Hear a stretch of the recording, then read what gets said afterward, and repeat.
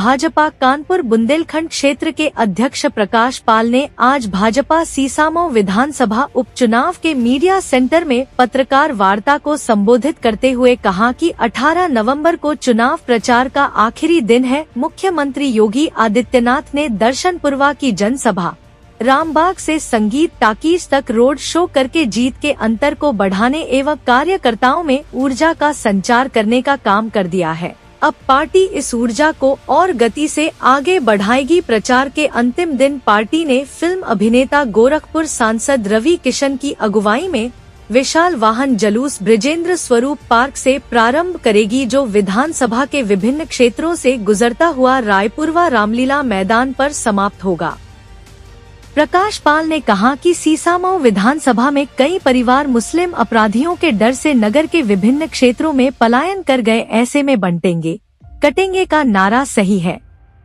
अगर पुरखों का मकान बचना है तो कमल निशान का बटन दबाना है। इरफान ने सीसामऊ विधानसभा में बांग्लादेशियों को बसाना चाहता है, इसलिए उत्पीड़न कर रहा था, जो अब उसके जेल जाने व सजा मिलने से सिद्ध भी हो गया है। इसलिए हमने तय किया है कि जो पलायन कर गए परिवार है और उनका वोट यहीं पर है, ऐसे हर मतदाता को बुलाकर वोट डलवाएं। काटने वाले वर्ग के लोग आतंकी लाते हैं। 3 ट्रेनें पलटाने की साजिश कर चुके हैं, तिरंगा का केक काटते हैं। हर वर्ग का मत भाजपा को मिल रहा है।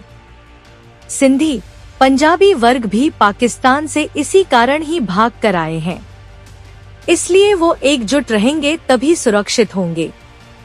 हर समाज को संघर्ष करना पड़ रहा है।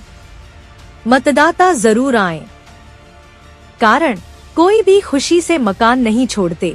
20% हिंदू मतदाता पलायन कर गए। मैं भी एक बूथ संख्या का प्रवासी हूँ। 1169 में 370 मतदाता पलायन कर गए। सरकार क्या कर रही है का जवाब देते हुए कहा कि मोदी जी बहुमत में आए तो सब खुश हुए थे। 2014 के बाद सुधार हुआ। 2024 में मोदी जी को जब कम सीटें मिली तो फिर उनके मंसूबे बढ़े। सपा शासनकाल में गुंडागर्दी से यह स्थिति बनी। धीरे धीरे खतरे बढ़ रहे हैं। मतदान प्रतिशत बढ़ाने के लिए हर 60 मतदाता पर एक प्रमुख लगाया गया है। सपा सरकार में पलायन हुआ था, अब रुका है। चुनाव बाद रोहिंग्या व बांग्लादेशी कितने सीसामऊ क्षेत्र में हैं, ये पता चल जाएगा। सवाल के जवाब में कहा कि शिवपाल व डिम्पल के रोड शो से कुछ फर्क नहीं पड़ेगा। अखिलेश की सभा फेल हुई तो वो अपनी इज्जत बचाने के लिए दोबारा नहीं आ रहे हैं। डिम्पल को भेज रहे हिंदू क्षेत्रों में आने की सपा नेता हिम्मत नहीं जुटा पा रहे हैं। भारतीय जनता पार्टी का एक एक कार्यकर्ता हर सनातन समाज के संपर्क में है और मतदान करने के लिए प्रेरित कर रहा है। वार्ता में जिला अध्यक्ष दीपू पांडे, क्षेत्रीय मीडिया प्रभारी अनूप अवस्थी, जिला मीडिया प्रभारी अनुराग शर्मा भी मौजूद रहे। कल चुनाव प्रचार का आखिरी दिन है और भारतीय जनता पार्टी ने अपने प्रत्याशी के नामांकन जुलूस से लेकर जितना भी प्रचार का अभियान था, चुनाव में जहां मतदाताओं के बीच जाने का हो, घर घर गए हैं और हम जितने भी कार्यक्रम है आपकी दृष्टि में सभी हैं। चाहे दर्शनपुरवा की योगी जी की सभा हो, जिसमें उन्होंने आकर इस सीसामऊ उपचुनाव को जीत सुनिश्चित करने का काम किया था। कल जब उन्होंने बहुत ही ऐतिहासिक रोड शो, शायद हम सब लोगों ने कानपुर में इस तरह का रोड शो अभी तक तो ये विधानसभा का नहीं किया था, इतना शानदार रोड शो हुआ और ये जीत का बहुत बड़ा अंतर तय करने वाला रोड शो कल हुआ है। आप सबका सहयोग रहा, बहुत बहुत आपका धन्यवाद, आभार। और शहर की जनता का भी, जो इतना भारतीय जनता पार्टी के प्रत्याशी और योगी जी को आशीर्वाद देने का भी। तो कल प्रचार के अंतिम दिन भारतीय जनता पार्टी अपने चुनाव प्रचार अभियान को एक और नई ऊंचाई देकर इसका समापन करेगी और इसके लिए पार्टी ने फिल्म अभिनेता गोरखपुर के सांसद रवि किशन जी का कल एक ब्रजेश स्वरूप पार्क से प्रातः 10 बजे से प्रारंभ करके और 2 बजे तक रायपुरवा रामलीला मैदान, ये पूरी विधानसभा के अलग अलग गली मोहल्ले में होते हुए आज समापन होगा। इसकी भी आपको सूचना देना है। साथ ही कल प्रचार बंद हो जाएगा और 20 तारीख को मतदान होगा। हमारे योगी जी चाहे प्रधानमंत्री जी लगातार देशवासियों को एक सावधान और आगाह करते हुए बात कर रहे हैं कि बटोगे तो पटोगे, जीत रहोगे तो सेफ रहोगे। ये हालात, ये विधानसभा सीसामऊ इसके हालात है, क्योंकि मैं भी इसमें बहुत जब सघन दौरा किया है, यहाँ की लगातार बदलती आबादी का जो संतुलन है, डेमोग्राफी है, उसके कारण से बहुत से मतदाताओं को यहाँ से परिस्थितियों के कारण से विस्थापन करना पड़ा है। ये आगे और न हो, इसके लिए मैं मतदाताओं से यही अपील करता हूँ कि अगर भविष्य में आप चाहते हो कि आपके पुरखों दादों का मकान जिसमें आप रह रहे हो, आपके ही बच्चे रहें, तो केवल और केवल कमल का बटन दबाना है।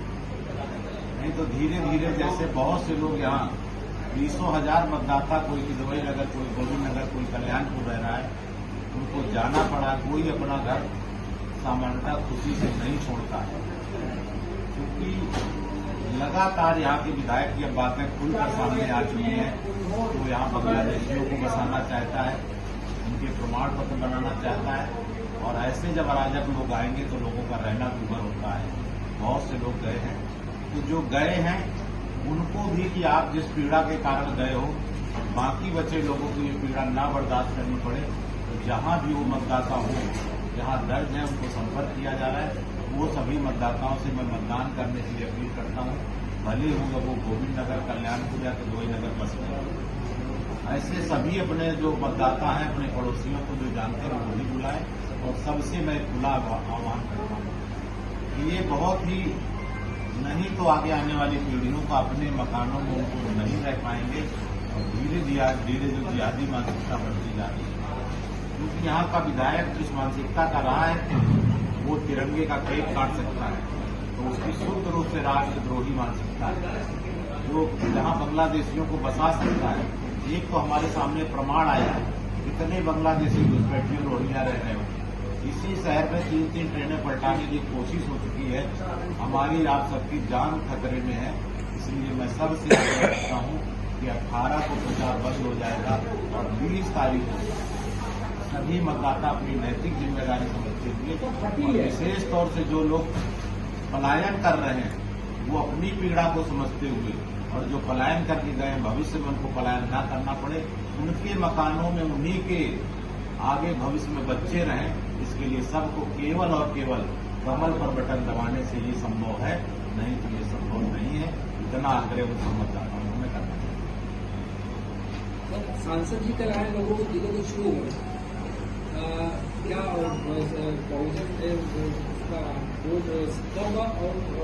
इसी शहर में जो सिख है, सिंधी है, तो कहाँ से आना पड़ा? पंजाब से भागकर आना पड़ा। कहाँ तक भागेंगे? धीरे धीरे सबको खिसकना पड़ रहा है।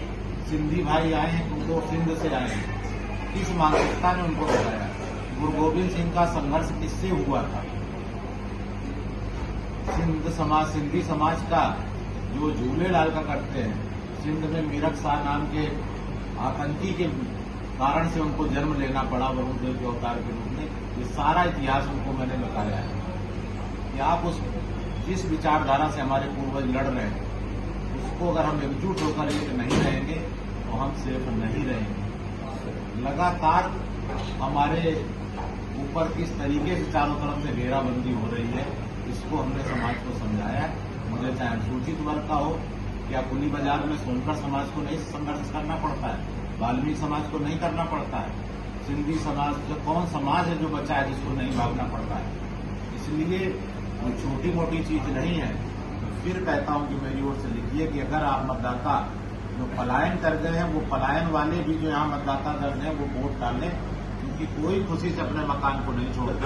और सभी मतदाताओं से मैं कहता हूं कि अगर आप चाहते हो कि आपके ही बच्चे आपके मकान में रहें, उसको मतदान अवश्य करिए और भाजपा को बचाइए। प्रकाश जी, आपने कहा कुछ लोगों ने पलायन किया, कुछ आंकड़े होंगे आपके पास, आप पूरा विधानसभा चुनाव होगा, पूरी स्थिति है आपके पास, कितने वोटर ऐसे हैं जो पलायन कर रहे हैं? 20% से अधिक मतदाता है वो लगभग पलायन करना। एक बूथ नंबर 134 का प्रवासी 1167 में 389 लोगों ने वहां से प्रतिस्थापन किया। प्रकाश जी, आपने कहा कुछ लोगों ने पलायन किया, कुछ आंकड़े होंगे आपके पास, आप पूरा विधानसभा चुनाव होगा, पूरी स्थिति है आपके पास, कितने वोटर ऐसे हैं जो पलायन कर रहे हैं? 20% से अधिक मतदाता है वो लगभग पलायन करना। एक बूथ नंबर 134 का प्रवासी 1167 में 389 लोगों ने वहां से प्रतिस्थापन कर लिया।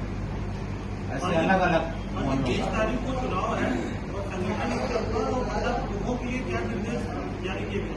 हमने पूरी संरचना बना ली। हर मतदाता हमारे संगठन के कार्यकर्ता की नजर में उनसे संपर्क कर रहे हैं और उनको आग्रह कर रहे हैं। देश की परिस्थितियां, प्रदेश की परिस्थितियां समझा रहे हैं।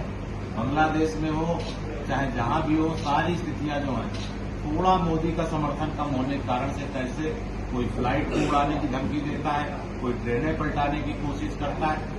क्योंकि मोदी जब बहुमत में आए थे तो इसी देश में 14 से पहले एक सायरन परमानेंट आप भी यात्रा करने जाते थे, तो चाहे रेलवे स्टेशन हो चाहे बस अड्डा हो, एक सायरन परमानेंट बजता था कि किसी संदिग्ध वस्तु को न छुए बम हो सकता। 14 के बाद ये बंद हुआ। उन आतंकियों के फिर हौसले बुलंद होना शुरू हुए हैं थोड़ा सा हमारा समर्थन करने की। इसलिए उस मानसिकता को रोकने के लिए ये उपचुनाव कोई सरकार नहीं, लेकिन उनका मनोबल तोड़ने के लिए मैं सारे समाज से कहता हूं कि अगर आप चाहते हैं कि आपकी फ्लाइटों को उड़ाने की धमकी न दी जाए, आपकी ट्रेनों को पलटाने की कोशिश करने वालों के अगर मनोबल टूटे तो केवल और केवल कमल आपकी सुरक्षा कर सकता है। जो पलायन हुआ है वो किस दौरान हुआ है, कितने साल में हुआ, पूछा होगा आप लोगों को वोटरों से? देखिए, पलायन तो लगातार क्रमशः, जैसे विधायक जब समाजवादी पार्टी की सरकार में ज्यादा होता है, गुंडागर्दी बढ़ती है, हर एक को लगता है कि बहन बेटी परिवार के साथ रहना मुश्किल है। किसी भी बस्ती में रहने लग जाओ तो क्या हालात होते हैं अगर आप वहां जाकर लोगों से पलायन करने वालों से पूछोगे, मोहल्ले वालों से किस मुश्किल में रह रहे हैं। धीरे धीरे हमारी तरफ खतरे बढ़ रहे हैं और एक मानसिकता के साथ पूरे शहर को कब्जाने की जो कोशिश हो रही है। वोटर परसेंटेज, वोटिंग परसेंटेज बढ़ाने के लिए कोई प्रभावी रणनीति है क्या?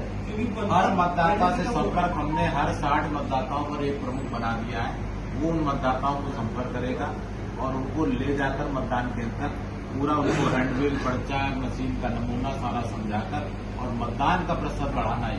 क्योंकि वोटर लिस्ट में दर्ज होने से कोई अंतर नहीं होता है।